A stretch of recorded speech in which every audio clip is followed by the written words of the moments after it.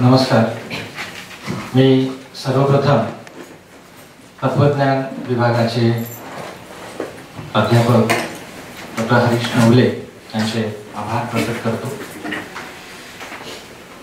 त्याचबरोबर इथं मला अतिशय आगंतुकपणे बोलावलं आणि ही संधी उपलब्ध करून दिली त्याबद्दल विभागाचे प्रमुख डॉक्टर रवींद्र मुळे सर आणि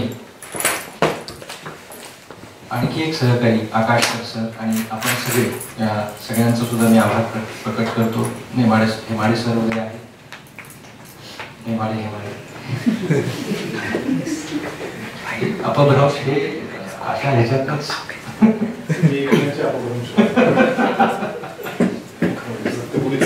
आणि मगाशी सरांनी जसं सांगितलं स्वच्छतेचा उपक्रम हा अनुषंगिक आहे तो आणि बाकी सगळे आपण करतच असतो. पण मला तर थोडंसं ते बोलताना लक्षात यायला लागलं होतं की माझा जो काही थोडा अभ्यास चाललेला आणि मागच्या 1.5 वर्षात मागं पडलाय पूर्ण, तर अभ्यासाच्या क्षेत्रातली जी माझी उपस्थिती आहे ती स्वच्छ करून टाकायची. म्हणजे ती जी काही थोडी घाण राहिलेली आहे ती आपली बाजूला करून टाकायची असा हेतू. पण आमचे चांगले मित्र आहेत आणि त्यामुळं ते मित्रत्वाचा जो बंध आहे तो मला कितपत राखता येतो तो मी माझ्या पद्धतीने प्रयत्न करणार आहे. मराठीतलं स्त्री साहित्य असा साधारणपणे मी आज बोलण्यासाठीचा विषय घेतलेला आहे आणि ते सगळं बोलताना पुन्हा स्त्रीवादी जी विचारधारा आहे त्या विचारधारेचं एक विचारसूत्र किंवा त्याच्यातली काही सूत्र मी अधोरेखित करायचा प्रयत्न करणार आहे. मला 1 तासाचा वेळ आहे. सगळ्यात पहिल्यांदा म्हणजे मराठीत असा प्रयत्न पुष्कळ झालेला आहे.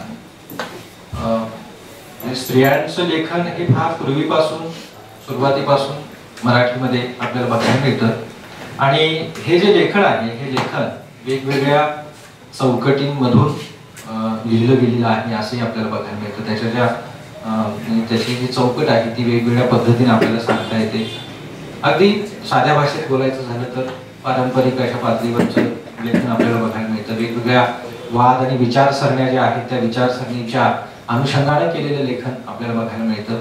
म्हणजे प्रभव आणि प्रभावाची सगळी म्हणजे काय म्हणजे आपण सगळ्या शक्यता त्या जशा इतर साहित्यामध्ये आपल्याला उपलब्ध असतात किंवा बघायला मिळतात, अधोरेखित करता येतात, तशाच त्या स्त्रियांच्या साहित्याच्या बाबतीत आपल्याला बघायला मिळतात. आणि म्हणून एकूण मराठी साहित्यात पुन्हा स्त्रियांचं साहित्य असं वेगळं काढणं याला तसं व्यापक साहित्याच्या संदर्भात काही खरोखर प्रयोजन असतं का?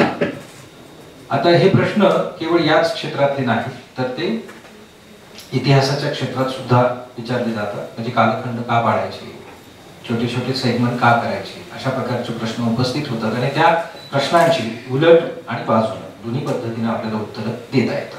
तसंच म्हणजे स्थूल आणि सूक्ष्म असा जो एक प्रकार असतो असा एक म्हणजे मॅक्रो आणि मायक्रो अशा पातळीवर सुद्धा येण्यासाठी म्हणजे इतिहासामध्ये साधारणपणे आपल्याला असं म्हटलं जातं की इतिहास हा म्हणजे मैलाचे दगड बघण्याचा प्रकार आहे आणि मैलाच्या दगडाच्या मध्ये परत पुन्हा 100 मीटर 200 मीटर परत पुन्हा त्याच्या आत मीटरवर काहीतरी झालेलं असतं, सेंटीमीटर मिलीमीटर अशा प्रकारच्या सगळ्या गोष्टी असतात आणि ही सगळी जी तिथली शक्यता असते, तिथलं जे पोटेन्शियल असतं, तिथली जी एकूण सगळी क्षमता असते ती क्षमता बऱ्याचदा जे महत्वाचं आहे ते पकडण्याच्या नादात ती निष्ठून जात असते असं सुद्धा इतिहासाच्या बाबतीत म्हटलं जातं. आणि म्हणून आपण कालखंडाच्या अभ्यासावर अधिक भर देतो. का तर कालखंड हा एका अर्थानं एका बिंदूपासून दुसऱ्या बिंदूपर्यंत आपण हे करतो आणि त्याच्या पलीकडे जायचं नाही. अर्थात त्याला सुद्धा तौलनिक मागच्या पुढच्या कालखंडाचं एक कोंदण असतं. पण हे आपल्याला कालखंडाच्या अभ्यास इतिहास कालखंडाशी तुलना केली तर 2 प्रकारच्या वेगळ्या स्वतंत्र अभ्यासाची आवश्यकता असते आपल्याला कळायला. तसंच स्त्रियांच्या साहित्याची स्त्रियांनी लिहिलेल्या साहित्याची वेगळेपणानं चौकशी, वेगळे प्रकारनं वेगळ्या पद्धतीनं त्याची विचारपूस किंवा ते सगळं विश्लेषित करणं ते सुद्धा तितकंच गरजेचं आहे. याचा अर्थ स्त्रियांनी लिहिलेलं साहित्य म्हणजे सगळ्याच्या सगळं स्त्रीवादाच्या प्रभावाखाली आहे असं आपण बिलकुल म्हणू शकत नाही. आणि अगदी सुरुवातीचं जर आपण बघितलं तर सुरुवातीचं सुद्धा आपल्याला पाहायला मिळत नाही, पण साधारणतः एक 80-90च्या याच्यानंतर एक थोडासा रोग आपल्याला बघायला मिळतो आहे. आता माझं साधारणपणे जे सूत्र आहे ते असं आहे की मी मराठीतलं स्त्रियांचं साहित्य हे पूर्णपणे स्त्रीवाद, आता स्त्रीवादाचा सुद्धा पुन्हा इटोपिया आहे, आदर्शवाद आहे, बाकीच्या सगळ्या गोष्टी कशाला स्त्रीवाद म्हणायचं आणि चांगला स्त्रीवाद कोणता, वाईट स्त्रीवाद कोणता, अशा प्रकारच्या पुष्कळ गोष्टी ह्या केवळ भारतीय परिप्रेक्षातच नाही तर त्या पाश्चात्य परिप्रेक्षात आणि त्या डिसिप्लिनमध्ये सुद्धा झालेल्या आहेत. म्हणजे आपण मवाळ, जहाल अशा प्रकारचे वेगवेगळ्या प्रकारचे त्याच्या कॅटेगरीज हे झालेल्या आहेत आणि ज्याची त्याची उपस्थिती तिथं ती म्हणजे काय म्हणूया आपण त्याचं समर्थन करता येतं अशा प्रकारची ती उपस्थिती आहे आणि म्हणून त्या खोलात सुद्धा मी फारसा आत्ता जाणार नाही. पण मला असं वाटतं की ज्या ज्या पातळीवर जे जे लेखन झालेलं आहे त्याचं एक म्हणून त्या काळातलं आणि त्या काय म्हणजे आपण त्या प्रसंगापुरतं, काळापुरतं किंवा त्या व्यक्तीपुरतं ते फार महत्वाचं असतं. भलेही आज आपण त्याची वाभाडे काढत असू, भलेही आज आपण त्याला काय करत असू, त्याची छगनीपणानं विल्हेवाट लावत असू, पण त्याची उपस्थिती असणं ही एक मोठी गरज असते असं मला वाटतं. आणि म्हणून हे बघा हे चुकलेलं आहे असं म्हणायला सुद्धा त्याची उपस्थितीची आवश्यकता असते, असं एवढाच त्याच्यातला भाग आहे. आणि म्हणून या पातळीवर ज्यावेळी मी स्त्रियांच्या मराठीतल्या स्त्रियांच्या साहित्याकडे बघतो त्यावेळी स्वाभाविकपणे हे सगळं स्त्रीवादी केंद्रीय आहे का, तर ते तसं नाही, म्हणजे तसं आपल्याला म्हणता येणार नाही. आपण आपला म्हणण्याचा हेतू पण तसा नाहीये. पुष्कळ काय होतं की स्त्रीवादी असं म्हटलं की ओढून ताणून आपण त्याच्यात कसा स्त्रीवाद आहे असं सांगण्याकडे सुद्धा एक कल असतो. अर्थात त्याचे फायदे पुन्हा फार मर्यादित आणि सीमित स्वरूपाचे असतात.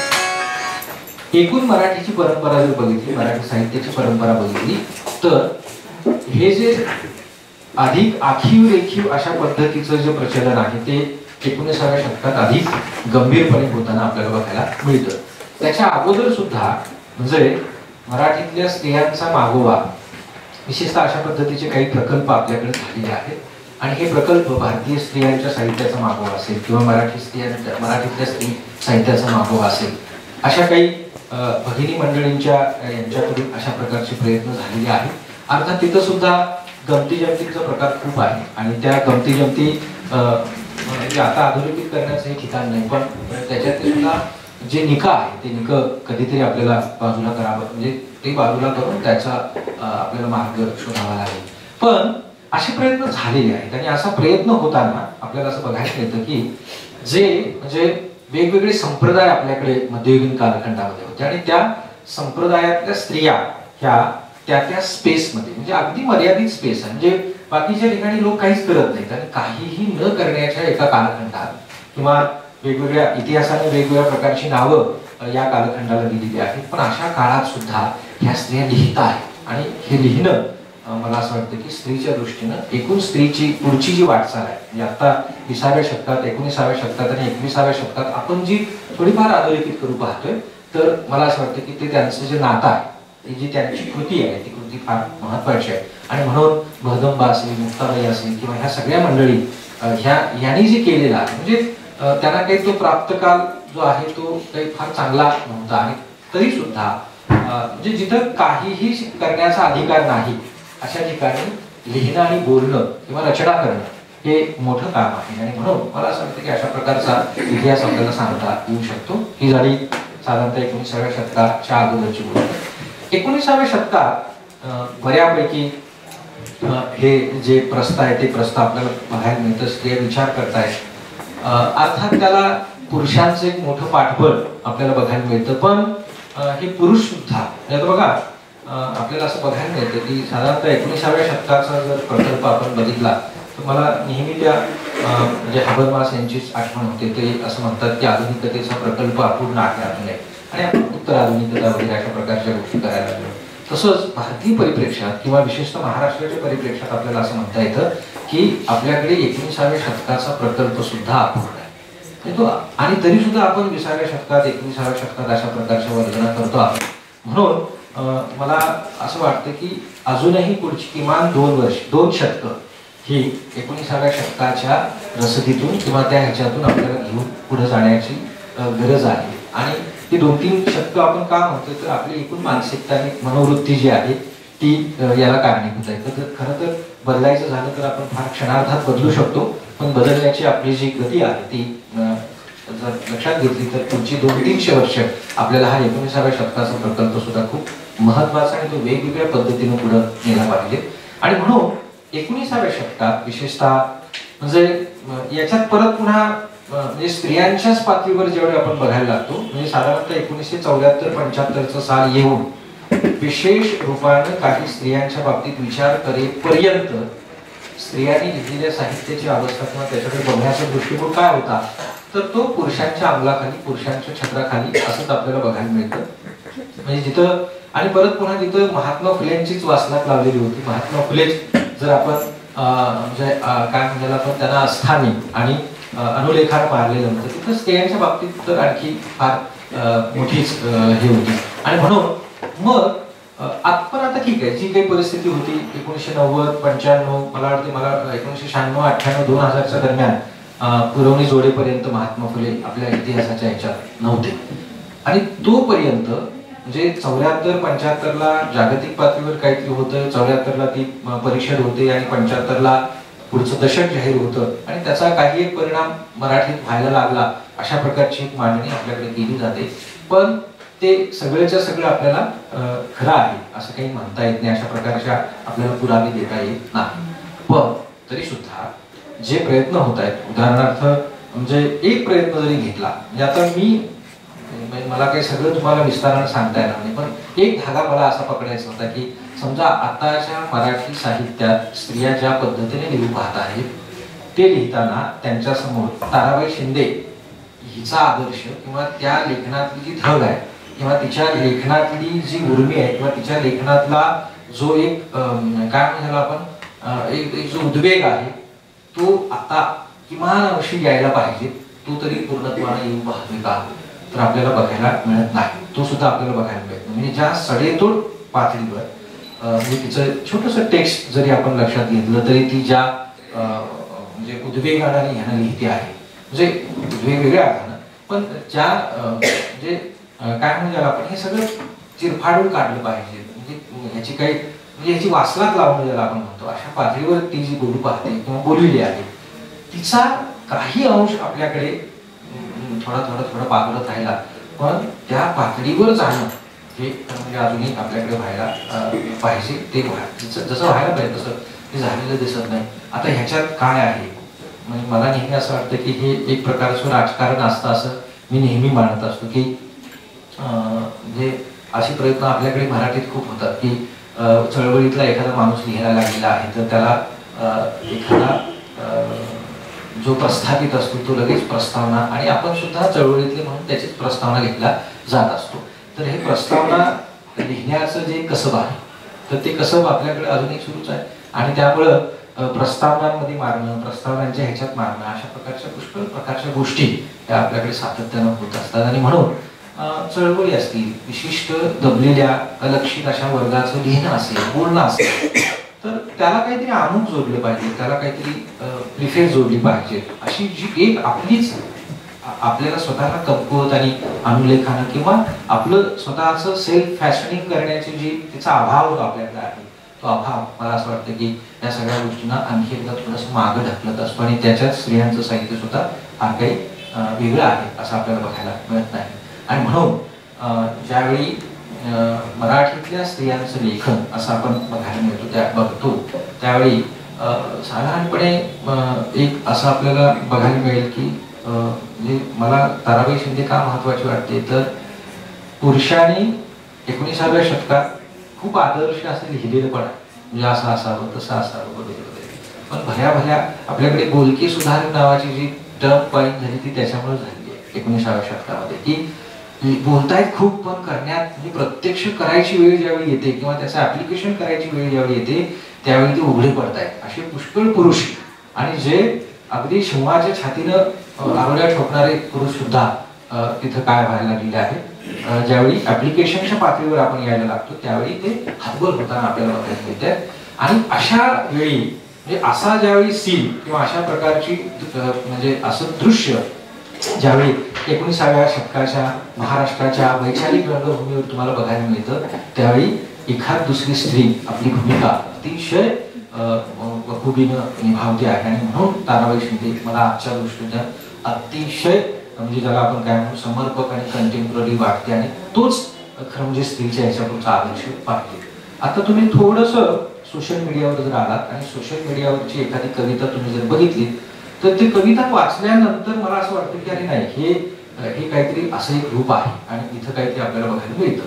पण मग काय होतं की त्याची ज्यावेळी चर्चा व्हायला लागते आणि चर्चेच्या ह्याच्यात ज्यावेळी प्रश्न आणि उपप्रश्न ज्यावेळी तयार केले जातात आणि त्या कवयित्रीला किंवा कोणाला तरी विचारले जातात, त्यावेळी ती स्त्री ज्या पद्धतीचा हे घेते, काय पवित्रा घेते, तो पवित्रा परत पुन्हा मला असं वाटतं की तिच्या कवितेला तो बाधक असतो, तिच्या कवितेला न्याय देणारा नसतो, आणि ती परत पुन्हा असं संरक्षित असं काहीतरी कवच निर्माण करायला लागते. म्हणजे मला असं वाटतं की ताराबाईंची धग जर तिच्यात असती किंवा ती जर असली असती तर तिला त्याच पातळीवर तिने ती उत्तरं दिली असती. पण सोशल मीडियाचं थोडंसं बारकाईने तुम्ही निरीक्षण केलं तर आपण सगळे एका परत पुन्हा संरक्षित अशा कवचात आणि भूमिकेत येताना आपल्याला बघायला मिळतो. आणि म्हणून हे फार मोठं आपल्या समोरचं चॅलेंज आहे किंवा आपल्या एकूणच सगळ्या समाजासमोरचं चॅलेंज आहे. ते काय स्त्री पुढचंच आहे असं भाग नाही, तर स्त्रीला प्रश्न विचारण्याची जी आपली प्रवृत्ती आहे किंवा कोणत्या पद्धतीचे प्रश्न विचारायचे, कसे विचारायचे, आणि ते विचारण्यातनं आपली जी राजकीय अशा पद्धतीची जी कृती असते ती सुद्धा अगदी उघड पद्धतीने आपल्याला बघायला मिळत असते. आणि म्हणून या पातळीवर सुद्धा मला असं वाटतं की प्रश्न विचारले पाहिजे. बघा साधारणपणे मराठीतल्या स्त्रियांचं लेखन जर आपण बघितलं तर त्यांनी जे लिहिलेलं आहे त्या लिहिण्याचे विषय काय आहे, म्हणजे अनुभव विश्व काय आहे, अशा पद्धतीनं आपल्याला एक वर्गीकरण करता येईल. म्हणजे घर संसार नावाची गोष्ट असते तर तो ती तिच्याकडे कशी बघू पाहते, म्हणजे घराचा आणि तिच्या संसाराचा जो काही हे आहे, आणि तो कवयित्री म्हणून, लेखिका म्हणून किंवा समीक्षिका म्हणून किंवा कुणीही म्हणून तर तिनं तो कसा मांडलेला आहे याकडे आपल्याला थोडंसं बघता येईल. किंवा कौटुंबिक नातेसंबंध आहेत या बाबतीत तिचा हे काय आहे, पवित्र काय आहे, ती काय करू पाहते. किंवा स्त्री पुरुष प्रेम आहे, तर स्त्री पुरुषाचं प्रेम हे आपल्याकडे जे खांडेकर किंवा फडके प्रवृत्तीचं जे प्रेम आहे ते जरासं वेगळ्या पद्धतीने वेगळ्या भांड्यातनं आपल्याकडे आज सुद्धा वेगवेगळ्या पात्रांवर चालू आहे.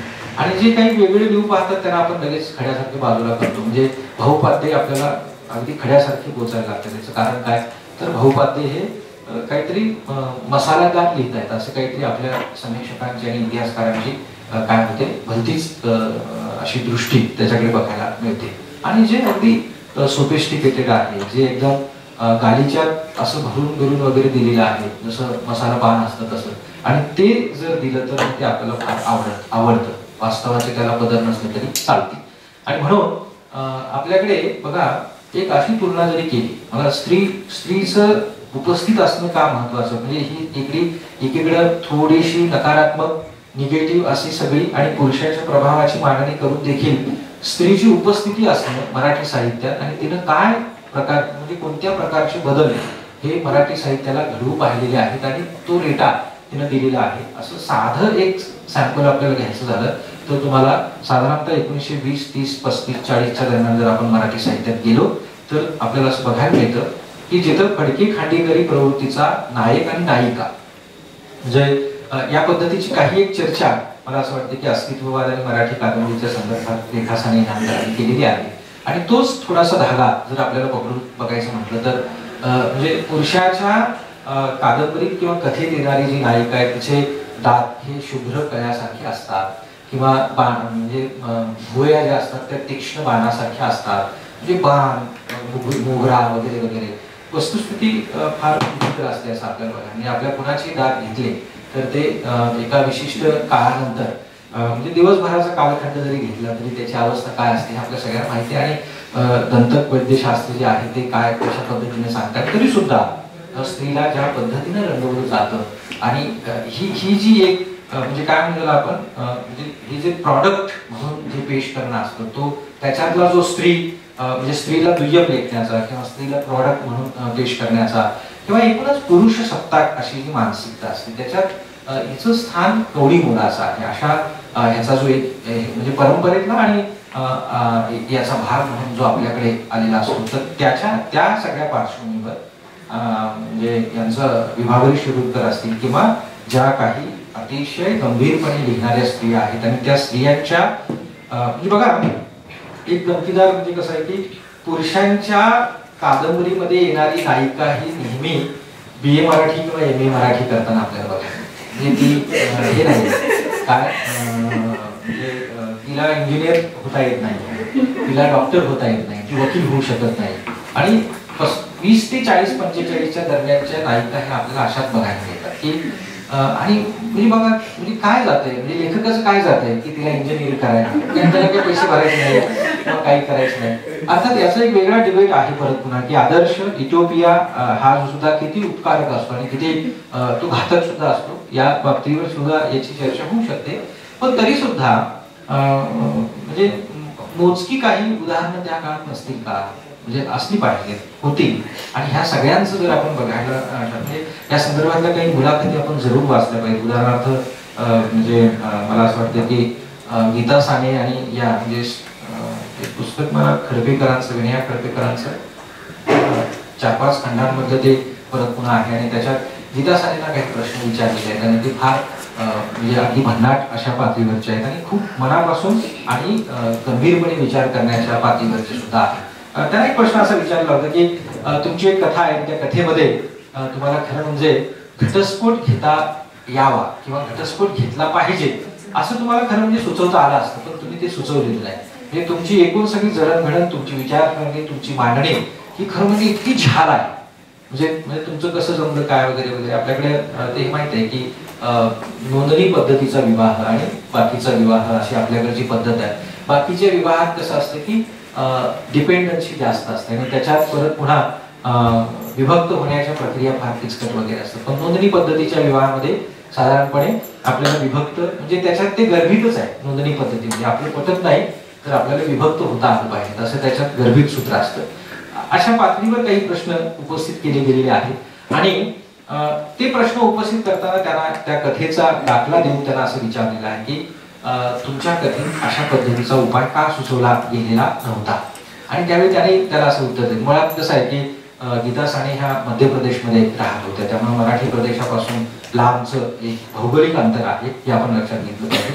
आणि हे भौगोलिक अंतर आणि इथं एक जी घटना घडलेली होती आणि तिला त्या काळात म्हणजे खूप वर्षांपूर्वी, मला तो साल आता आठवत नाही, पण त्यावेळी घटस्फोटाची परवानगी न्यायालयीन चौकटीमध्ये तिला त्या स्त्रीला मिळाली होती. ते इतिहासातलं मोठं नाव आहे. मला वाटतं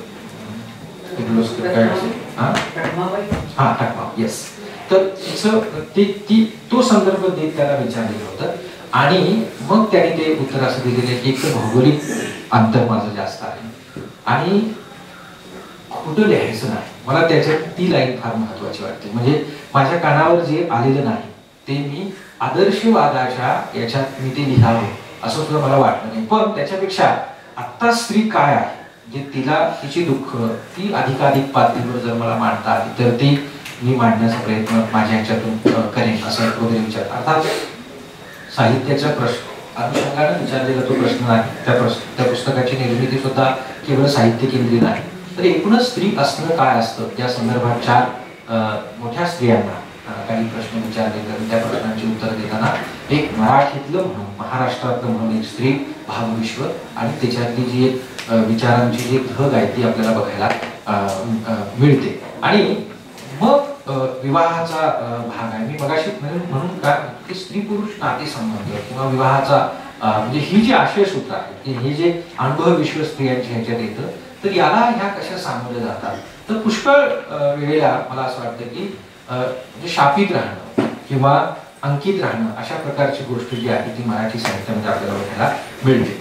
किंवा जसं स्त्री पुरुष नातेसंबंध किंवा प्रेमाचं जसं आहे तशी तिच्या आजूबाजूची जी सगळी घरातली आणखी सगळी जी नाती असतात त्या नात्यांच्या बाबतीत तिचं प्रेम किंवा त्या नात्यांकडून मिळणारं जे प्रेम आहे ते कसं आहे त्याच्यातला संघर्ष काय आहे असं साधारणपणे आपल्याला बघता येतं. किंवा निसर्गाला ती सामोरे कशी जाते, तत्वचिंतन कोणत्या पातळीवरती करून पाहते या पातळीवर सुद्धा एक आपल्याला म्हणजे बारकाईने बघितलं तर त्याच्यात काही आपल्याला म्हणजे वेगळेपण पण दिसेल आणि काही प्रश्नचिन्ह सुद्धा उपस्थित करता येईल. दुसरी एक गोष्ट, मराठीतल्या ज्या लेखिका आहेत त्या लेखिकांचं वेगळेपण आपण बघायला लागतो किंवा लेखिकांकडे स्पेसिफिक पद्धतीने आपण ज्यावेळी बघायला लागू त्यावेळी जी एक आपल्या भोवती असलेली जी एक पारंपरिक चौकट आहे ती पुरुषाच्या भोवती आहे, पुरुषांना राखून ठेवलेली आहे आणि ती तशी स्त्रीच्या वाट्याला सुद्धा आलेली आहे किंवा स्त्रीनं ती आपल्या पद्धतीने संवर्धित करण्याचा प्रयत्न केलेला आहे. तर हिला ज्या पद्धतीने सर्वसामान्य स्त्री सामोरी जाते आहे तिचं वर्णन किंवा तिचं हे म्हणजे तिचं रेखाचित्र किंवा ते चित्रित करणं हे मराठीतली लेखिका कशी करून पाहते, म्हणजे या सगळ्या ह्याला ती कशी सामोरं जाते किंवा हे सगळं कसं बघते आहे हे सुद्धा खरं म्हणजे आपण बघितलं पाहिजे. म्हणजे ते स्त्रीचं आत्ताचं समाजातलं किंवा पुरुषांच्या त्या सगळ्या चौकटीतलं स्थान लेखिका म्हणून तिला तिरस्कारणी वाटतंय का, म्हणजे याच्याबद्दलचा तिरस्कार आपल्याला नोंदवावासा वाटतो का किंवा अगतिका अनुभव आपण काही करू शकत नाही, म्हणजे हे असं चालत राहणार आणि म्हणून अगतिकतेची भूमिका सुद्धा लेखिका घेतली जाते का की हे तोडायचं, म्हणजे हे करून आपल्याला पुढे जायचं आहे अशा पद्धतीचं हे म्हणजे मराठीतली स्त्री लेखिका काय करू पाहते, म्हणजे कुठल्या पद्धतीची मांडणी करते असा एक भाग म्हणून सुद्धा आपल्याला बघता येईल. किंवा स्त्री पुरुष व्यक्तिरेखा त्या कशा रंगवलेल्या आहेत, म्हणजे पुरुषाला ती काय म्हणून बघते, आधारस्तंभ म्हणून बघते, शत्रू म्हणते, आणखी वेगवेगळ्या नात्यांमध्ये ती बघू पाहते हे आपल्याला म्हणजे हे सुद्धा बघितलं पाहिजे. गीता सानेंची परत पुन्हा तीच मुलाखत मला फार महत्वाची का वाटते तर ती स्त्री पुरुष संबंधांच्या बाबतीत काही एक म्हणजे काय मला आपण अधिक वास्तव अशा प्रकारची अधोरेखित करते. विशेषतः म्हणजे स्त्रीच्या अनेक नातेसंबंधांबद्दल आणि पुरुषाच्या अनेक नातेसंबंधांबद्दल ज्यावेळी बोलायची वेळ येते त्यावेळी पुरुषाला एक मोकळीक असते आणि ही मोकळीक साधारणपणे तो विवाहित असून देखील अनेक प्रकारचे. आता मला असं वाटतं की हे जे अनुभव विश्व आहे किंवा ही जी वस्तुस्थिती आहे ती अधिक धारदार पद्धतीने ती खरं म्हणजे मराठी साहित्यात यायला पाहिजे पण ती येत नाही. म्हणजे उदाहरणार्थ काय की आपल्याकडे समाज व्यवस्था आणि कुटुंब व्यवस्था अशी आहे की पुरुषाला आपण सवय लावून ठेवलेली आहे, म्हणजे त्याला कितीही वेळेला एक वेगळ्या प्रकारचा संभोग करण्याची कायम त्याच्यामध्ये इच्छा अशी दाटून राहिलेली असते आणि ते स्त्रीच्या बाबतीत नसतं. आणि त्यावेळी आपल्याला साधारण थोडंसं निसर्गातला प्रणय, निसर्गातला सेक्स आणि माणसाच्या मानवी समाजातला सेक्स याचं जर थोडंसं आपण दोघांमध्ये जर तफावत आणि दोघांमधला जर फरक बघितला तर तिथं तेवढी हे नसते. म्हणजे ते म्हणजे तिथला जो नर असतो तो नर 24 तास तेच डोक्यात ठेवून नसतो, म्हणजे किंवा ज्यावेळी वाटेल म्हणजे इतकी मोठी सुरक्षितता आणि इतका मोठा स्पेस आपण पुरुषाला आपल्या कुटुंब व्यवस्थेत आणि समाज व्यवस्थेत म्हणजे लग्न नावाच्या व्यवस्थेत म्हणजे लग्न म्हणतोय मी, समाज व्यवस्था आणि कुटुंब व्यवस्था असं म्हणताना विवाह आपल्याकडचा जो विवाह आपल्याकडची जी विवाहाची पद्धत आहे त्या विवाहाच्या पद्धतीमध्ये त्याला ही एक जागा करून ठेवलेली आपण की त्याला पाहिजे त्यावेळी तो अशा प्रकारची गोष्ट करू शकतो आणि म्हणून त्याच्यावर बंधन नाही, म्हणजे त्याच्यावर तो मोकळा सोडलेला आहे आणि तो मोकळा सोडलेला आहे या पातळीवर खरं म्हणजे आपण आपलं थोडंसं विचार मंथन करायला पाहिजे आणि त्या पद्धतीने थोडासा विचार करायला पाहिजे होता. पण ते या सगळ्या पुरुष प्रधान चौकटीत ते शक्य नव्हतं आणि स्त्रियांनी या पातळीवर थोडं बोलायचा प्रयत्न केला. मी त्याचे काही दाखले तुम्हाला देणार आहे, विशेषतः कवितेच्या संदर्भातले काही हे करतोय. म्हणजे समजा म्हणजे स्त्री आणि पुरुष एवढाच भाग जर आता आपण थोडासा प्रकर्षाने बघायचा ठरवला तर म्हणजे बघा उदाहरणार्थ अरुणा ढेरेंची एक कविता आहे, पुरुष असण्याचा प्रारंभ का, अशी त्यांची ही कविता. ती काय म्हणते, मूलपणात रेंगाळणारा तुझ्या पुरुष असण्याचा हा किती सुरेख आहे प्रारंभ का, असं ती कवयित्री म्हणते. कवयित्री म्हणते म्हणजे कुठली तरी स्त्री म्हण पाहते, स्त्रीचं एक जे काय त्याला एक सामूहिक असं जे एक मन असतं ते मन काय म्हण पाहते, मूलपणात रेंगाळणारा तुझ्या पुरुष असण्याचा हा किती सुरेख आहे प्रारंभ का, अकारण आक्रमकतेची ओळख नाकारणार एक दयामय माणूस तू हृदयाशी घट्ट धरून म्हणतो आहेस. तसे तुझे पौरुष आता भरून येवो जगण्याच्या सशक्त कोमल दुःखाने, तुला भय न वाटो अटळ यथार्थाचे, तू हृदयाशी धरलेले दयामय माणूस चिरंजीव होवो तुझ्या स्वीकाराने. असं एका कवितेमध्ये म्हणजे जावे जन्माकडे ही जी पुरुष असण्याचा प्रारंभ म्हणजे जावे जन्माकडे या कथासंग्रहातली पुरुष असण्याचा प्रारंभ का याच्यातली. आता काय व्हायला लागतं की म्हणजे ह्याच्याकडे कसं बघायचं हा मला पडलेला प्रश्न आहे.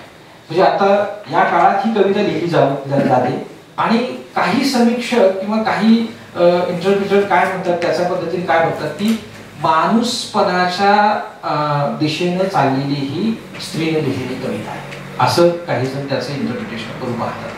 म्हणजे कवयित्रीला याच्यात विचारण्यात काही हसी नाही, पण मला नेहमी असं वाटतं की हे जरा मेलोड्रामॅटिकच आहे.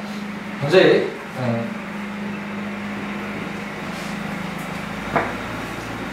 हे जरा मेलोड्रामॅटिकच आहे आणि हे होता कामा नये. म्हणजे असं जर कुणी लिहू पाहत असेल आणि त्याचं जर आपण अशा पद्धतीनं म्हणजे माणूसपणाच्या दिशेनं चालणारी ही कविता आहे आणि कवितेत जेवढं आहे तेवढं प्रत्यक्षात पण आलं पाहिजे ना. म्हणजे किमान त्याची आपण अपेक्षा ठेवली पाहिजे आणि ती जर अपेक्षा आपण ठेवायची नाही असं जर ठरवलं आणि कवितेतलाच जो काही कवितेतले जे मथळे आहे किंवा कवितेतली जी भूमिका आहे तीच आपल्याकडे आता जो काही आहे असं जर गृहीत धरून आपण चालायला लागलो तर मला असं वाटतं की त्याच्यातनं काही फारसं निष्पन्न होणार नाही. आणि म्हणून अशी कविता मला थोडीशी तिचं मेलोड्रामॅटायझेशन किंवा तिचं अतिरंजितीकरण न करता ती एका वेगळ्या आणि म्हणजे काय म्हणूया आपण पुरुषी सत्तेच्या पुरुषी प्रभावाच्या ह्याच्यातून ती बघितली पाहिजे असं मला थोडंसं वाटतं. किंवा म्हणजे मी काही 2-4 कविता तुमच्या समोर फक्त ठेवणार आहे.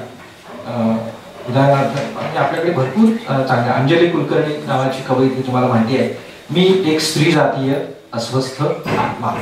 आता टायटल फार छान आहे. मी एक स्त्री जातीय अस्वस्थ आत्मा असं ती म्हणते, पण पुन्हा पुरुषाकडे ती कोणत्या पातळीवर बघू पाहते असं ज्यावेळी बघतो आपण त्यावेळी आता काही कळतच नाही मी किती तुझी आहे.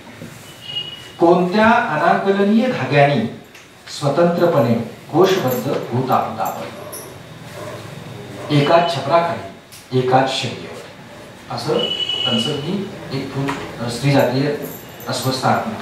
आता बघा पती आणि पत्नी ह्या दोघांचं असणं एकमेकांचं भावविभोर होणं असं सगळं सांगण्याचा अट्टास एकीकडे आहे आणि हे सगळं असून देखील त्या विवाहाचं आणि विवाहातल्या संबंधांचे जे जखडलेपण आहे ते जखडलेपण सांगण्यापर्यंत ती कवयित्री येते, पण त्याच्या पलीकडे त्या कवितेची मजल किंवा प्रकटनाची मजल जी जायला पाहिजे ती आपल्याला बघायला मिळत नाही. किंवा बघा रजनी परोळकरांची कविता आहे. कडेकोट सामाजिक चौकटीत घडणारे असंख्य बंदिस्त हृदयशून्य संवाद हळवीपणे पाकोळीसारखी तडफडत राहतात त्या संवादाच्या पोकळीत. म्हणजे हे सगळं आहे. मला असं वाटतं की हा जो विसंवाद आहे या विसंवादाच्या पातळीवर सुद्धा आपण बोललं पाहिजे. मराठीतल्या स्त्रिया मराठीतल्या लेखिका म्हणजे गीता सानेंचं जसं उदाहरण आहे तसं आणखी एक उदाहरण 5 मिनिटात जसं मला सांगितलं प्रश्नोत्तरांच्या बाबतीत सुद्धा आणखी एक ज्या हे आहेत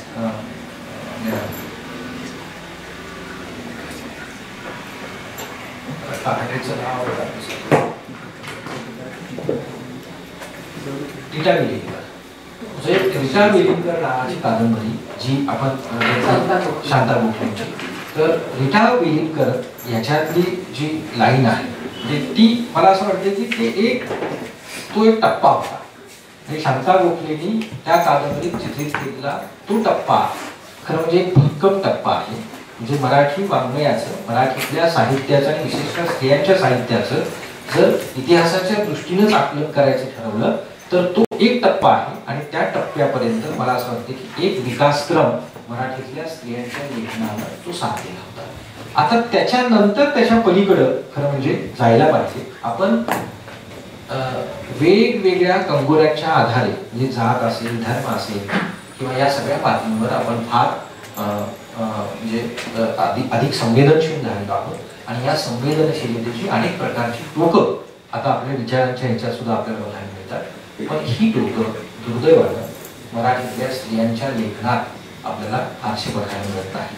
आणि हे जर करायचं असेल किंवा हे जर यायचं असेल मला असं वाटतं यावर वेगवेगळ्या पद्धतीचं विचारमंथन झालं पाहिजे आणि ते थोडेसे भगिनी मंडळींचे कोश जे आहेत ते थोडेसे घेतो त्याच्या पलीकडं मला असं वाटतं की स्त्री साहित्याचा आणि स्त्रियांच्या लेखनाचा विचार झाला पाहिजे असं मला म्हणावंसं वाटतं.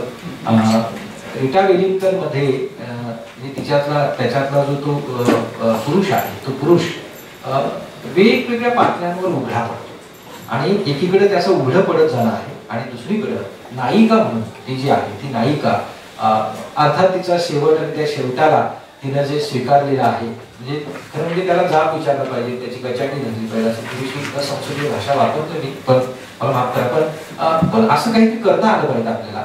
आणि ते जर प्रत्यक्षात करता येत नसेल तर किमान लेखनाच्या कृतीच्या पातळीवर तरी आपल्याला ते केलं पाहिजे. कारण जर माझी माणूस म्हणून स्वतंत्र उपस्थिती आहे, माणूस म्हणून मला जर स्वतंत्र असं अस्तित्व आहे, तर लिहिण्याच्या सगळ्या शक्यता परंपरेतच का शोधायच्या आणि लिहिण्याच्या सगळी साधनं आणि लिहिण्याच्या सगळ्या चौकटी परत पुन्हा त्याच परंपरेतल्या घ्यायच्या आणि तसंच लिहायचं आणि पाचा उत्तरे सुफळ संपूर्ण का करायचं याबद्दल मला असं वाटतं बघितलं पाहिजे. आणि कुजबुजणारा जो आवाज थोडासा दबलेला दोन शब्दांमध्ये दोन ओळींमध्ये जे काही आता थोडं थोडं थोडं थोडं आपल्याला बघायला मिळतं आहे त्याच्या पलीकडे गेलं पाहिजे. आणि मी जे मांडलं त्याची म्हणजे त्याला तसंच ठाम राहणं आणि त्याच्यावर तशाच पद्धतीची उत्तर देणं हे समीक्षेच्या पातळीवर आणि सोशल मीडियावर सुद्धा तमाम सगळ्या लिहिणाऱ्या लेखिकांनी आणि यांनी ते करायला पाहिजे. पण मला असं वाटतं की अशा अतिसंवेदनशील आणि असंवेदनशील अशा दोन्ही याच्यातून मार्ग काढत मला असं वाटतं की मराठीतलं स्त्रियांचं लेखन पुढे जावं आणि ते पुढे जाण्याला आपल्या सगळ्यांचे म्हणजे काय म्हणतात आपण दयेचे हातभार नाही तर काय म्हणतात आपण माणूस म्हणून असण्याच्या पातळीवर की दोन म्हणजे माणुसकीच्याच पातळीवर माणूस असण्याच्याच पातळीवर मला असं वाटतं की आपल्या सगळ्यांचा असावं असं मला इथे बोलण्याची संधी दिली. बरोबर आहे 325. त्यामुळे मला किमान मराठीतला एक जो भाग आहे तो एक 10-15-20 मिनिटात तुमच्यासमोर मांडता आला.